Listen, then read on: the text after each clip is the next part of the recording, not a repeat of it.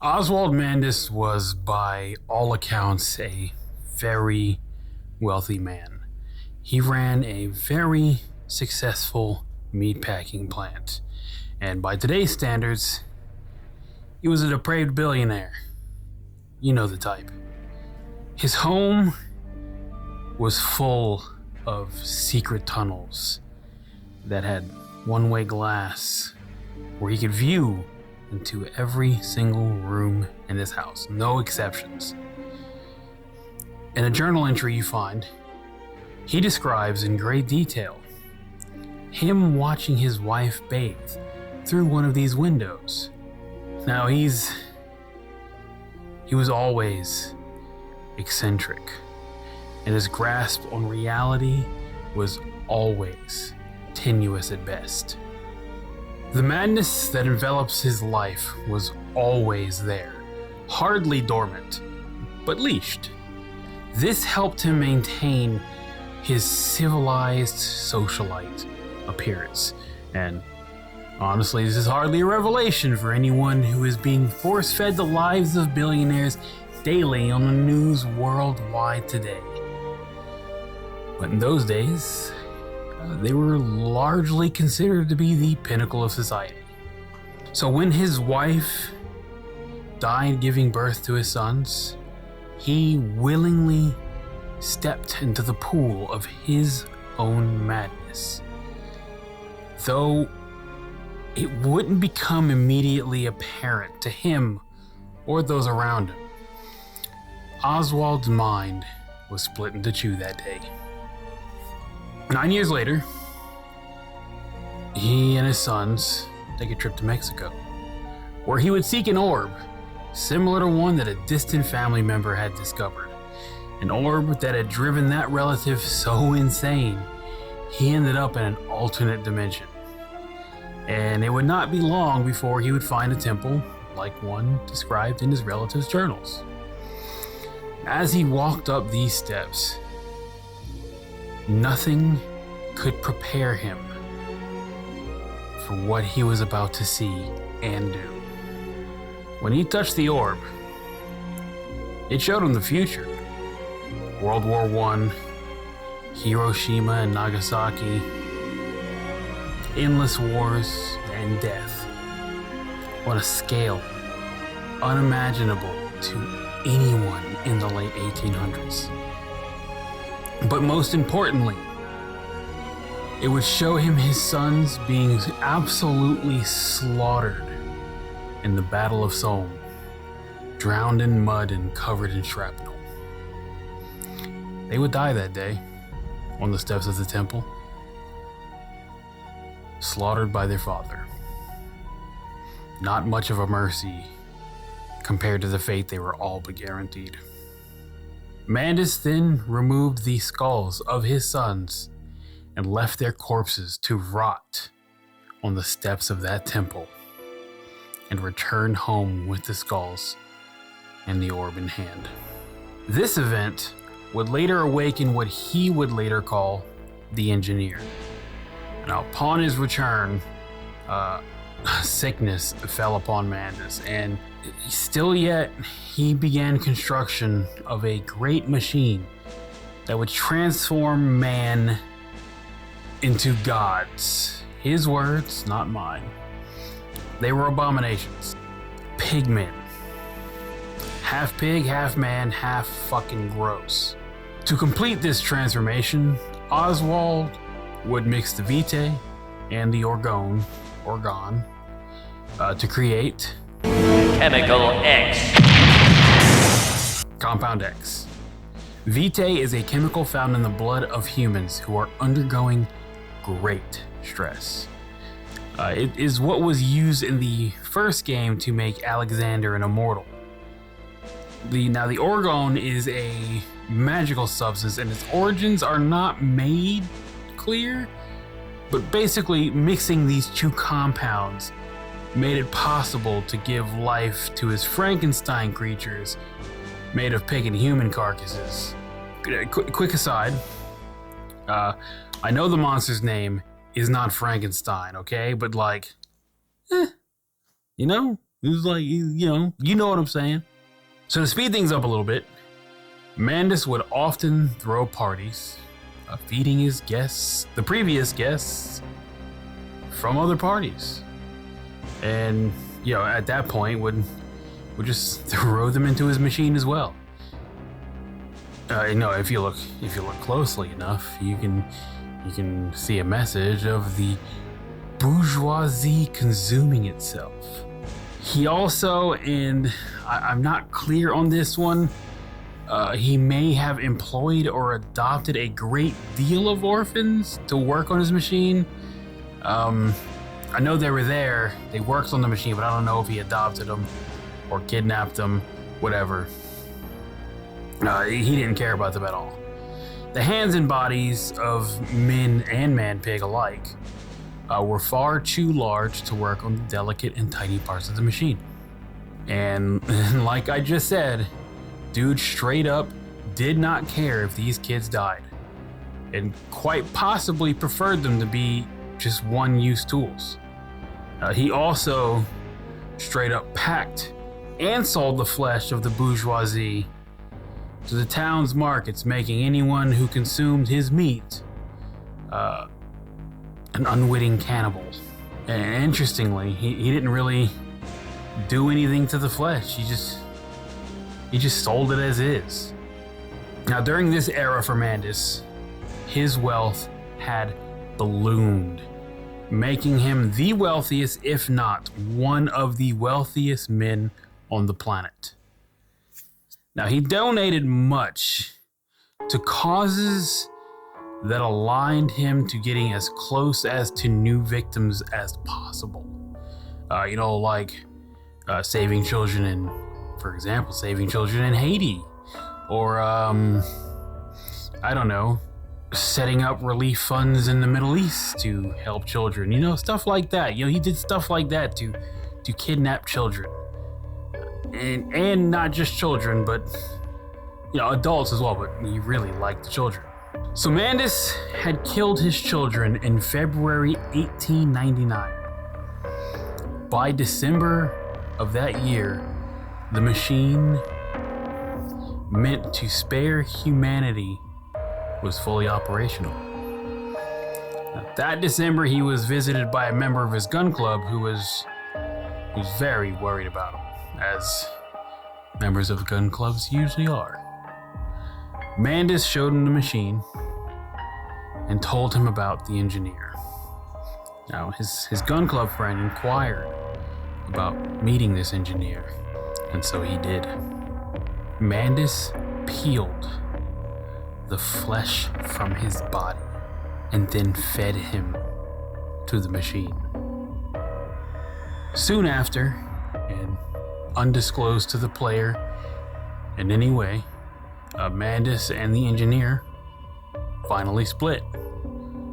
The consciousness of the engineer enters the machine, making it fully sentient and fully autonomous. And Mandus himself later awakes from his bed, and the sickness he has had this entire time, and the fever he had along with it, is finally broken.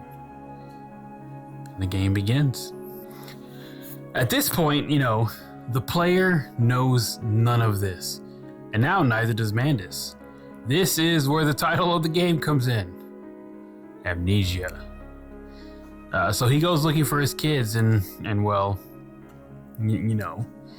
engineer calls him from the heart of the machine and sends him deep into the machine to save his children.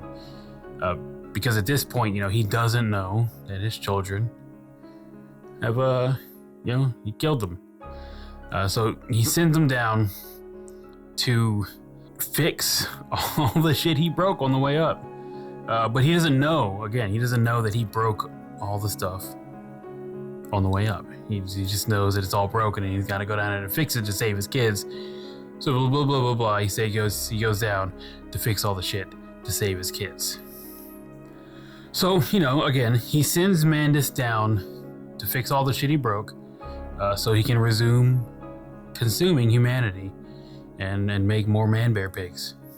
Mandus eventually gets it, and he finds his way to the heart of the machine and literally rips out his own heart, killing him and the engineer, preventing his own self-imposed apocalypse.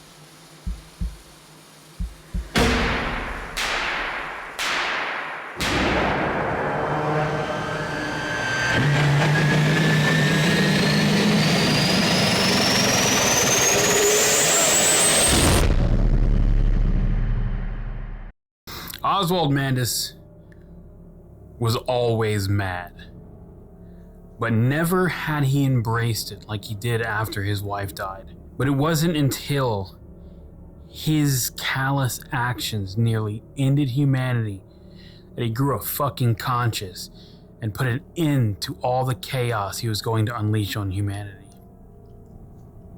Originally, when I started this script, I was trying to write about how seeing into the future almost always throws people into madness, trying to prevent it. And they always run headfirst into the future. As they end up, you can't beat fate. You end up creating it yourself, trying to fight the future. But Oswald, as I was doing this, he's kind of funny, isn't he? It felt like he used the death of his wife and murdering his own children as justification for everything he planned. But these may have been things he may have always wanted. He was always kind of agoraphobic and hateful and, well, insane. But before he hid it better, Oswald was mad before his wife died. Before he saw the future in the orb, before he murdered his own children, and before he removed their skulls and left their corpses to rot on the steps of the lost temple in Mexico. Mandus was always mad, but it wasn't until he was forced to face the finality of his actions that he grew a conscience. And truthfully, he's not all that bad. I mean, he did kill the guy who was responsible for making a machine designed explicitly to consume humanity, making them into supernatural monsters he could control.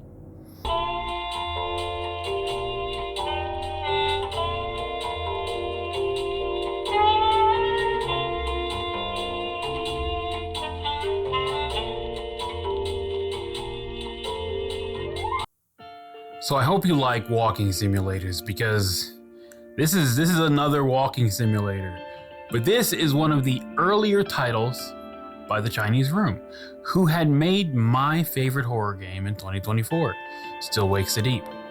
And I like to think the Chinese Room and Frictional are masters of this genre. Now, if you don't know what a walking simulator is, it's a genre of game where storytelling is the primary focus. Don't expect any combat, but there will be puzzles and doors to open. Lots of those. Lots and lots of those. Now, outside of that, the story is excellent. I had a wonderful time putting all the pieces together and figuring out what the hell was going on. And it is quite scary. Even on like a second playthrough, I found myself still getting pretty tense, despite knowing where all of the encounters were. The atmosphere of this game is absolutely stupendous. Between the sound design and the lighting, it's hard to know what scared me more exactly. The dark hallways, or the creeping pipes behind the walls that sound like something could be watching and following you. There's this one part very early on where the pigmen are just causing a ruckus for no reason in your vicinity. They aren't going to engage the player, but they're just kind of hanging out, being kind of fucking annoying.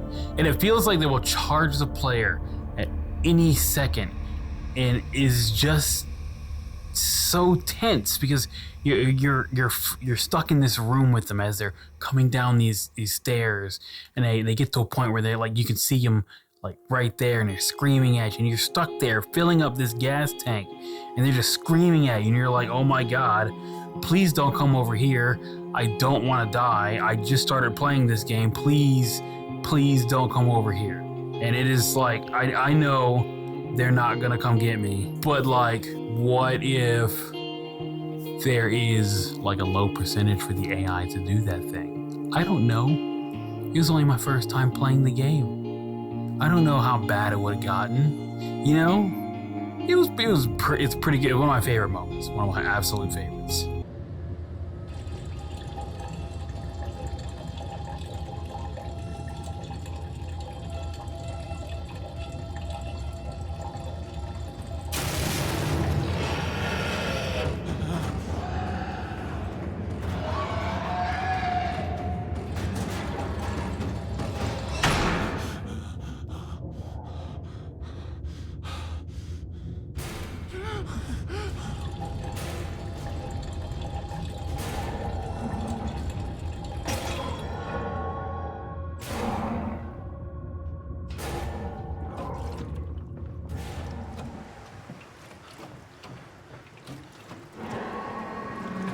Now, story-wise, I think it's top tier.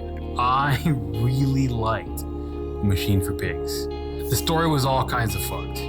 I really felt for Oswald when he was washed over with guilt as blood poured between his wife's legs as she gave birth, only to die a few moments after the boys were delivered. And I felt it when he felt genuine remorse for everything he had done leading up to the completion of the machine. It was compelling. It really was. Now, it's not the best story I'd ever heard, but it was good enough to want to hear it again. I played this game on PS5. It's where I prefer to play most of my games. I have a really nice computer. I still like to play my games on PS5. Nothing's going to change that. I played it via the Amnesia collection, which contains A Dark Descent, Justine, and A Machine for Pigs. But on Steam, you can get the recollection, you know, because the Amnesia, recollecting, you know, remembering. It's fucking clever. I loved it. Which contains all of the Amnesia games, including Rebirth and The Bunker, which I think is a fair deal. That collection there is around $80, which contains 5 games, and Bunker is still fairly new, so most of the cost really comes from that one game at this time. The Amnesia collection, however, can be found on Switch, Xbox, PS4, PS5, and is about $30. I think either price is fine. You're not gonna hear me say that much, but they're both collections are really good. I really enjoyed it. I played A Dark Descent and A Machine for Pigs from this collection, and honestly worth it. I really enjoyed both of those games. You can find my earlier review of Amnesia somewhere up here. He's a little guy. Is it right here? Is it right there? I don't know. I'll know in post though. I'll know in post when I go to edit this. But again, all the games are fantastic, but the only one at this point I haven't played is The Bunker. Anyway, I hope you enjoyed this nice little breakdown of Oswald Mandus and, you know, a small review of the game. If you end up getting the game after this review, let me know how you like it. I don't have affiliate links or anything, but I can still link the Steam pages and whatnot down below, as well as PS5, Xbox links, whatever links might be needed. And if you like the video, please like and subscribe. We are well on our way into getting into the YouTube partner program, and I would love it if you came along for this ride. It's been a ride. We're well over a year and a half at this point now. It's pretty darn rad. Anyway, that's it. That's the video. Slosh out.